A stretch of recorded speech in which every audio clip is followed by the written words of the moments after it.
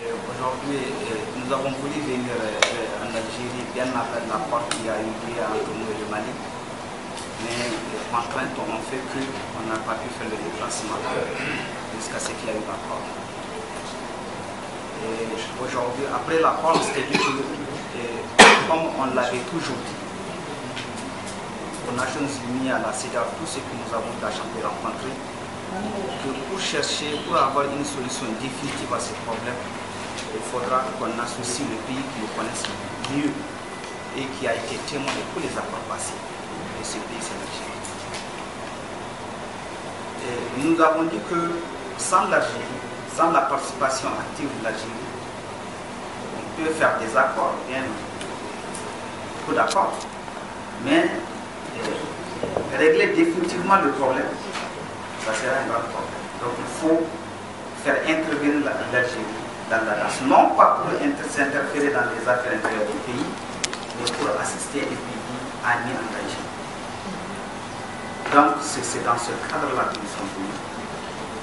Nous avons signé un accord, nous avons accepté l'intégrité territoriale, nous avons accepté à ce que les élections se tiennent sur l'étendue du territoire du Mali. Et c'est là à partir du 28 juin 2020. Nous insistons sur le 28 juillet. Parce que notre avenir, l'avenir de la ZOAD est lié, n'est-ce pas, au règlement de la crise qui se commune du Sud. Autrement dit, la transition. Tant qu'il y a transition, notre problème ne sera pas réglé. Donc, il faudrait qu'on accepte qu'il y ait un nouveau président issu des Sud pour que 60 jours après, qu'on puisse s'asseoir avec le Mali pour discuter le fond du problème pour qu'en fait, il y ait une dissolution. Et dans cela, je pense que l'Algérie a un rôle important. Parce que l'Algérie est témoin de tous les accords.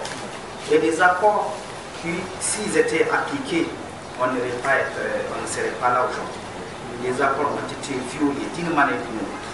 Donc on s'est dit qu'aujourd'hui, c'est l'Algérie qui doit prendre le devant de la situation. Le jour où on va se retrouver devant le Mali pour discuter le problème des fonds, il faudrait que l'Algérie soit présente parce que l'Algérie est témoin de tous les accords. Et l'Algérie est témoin que tous les accords ont été violés, bien que ces accords-là pouvaient donner à la joie de stabilité, de la sécurité et de bien-vivre. Mais ces accords ont été violés. Donc c'est ce message qu'on est venu passer à l'Algérie pour nous dire de nous soutenir.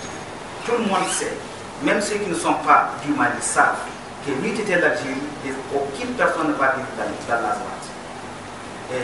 Des Gao, Tombouctou, Akidal, nous ne vivons que des produits d'Algérie. Les carburants, c'est de l'Algérie qui est sorti.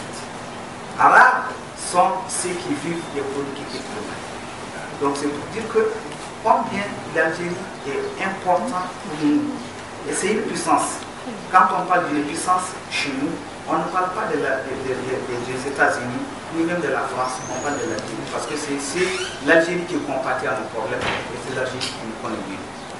Alors, nous sommes venus pour demander à l'Algérie d'intervenir parce que nous avons signé un accord.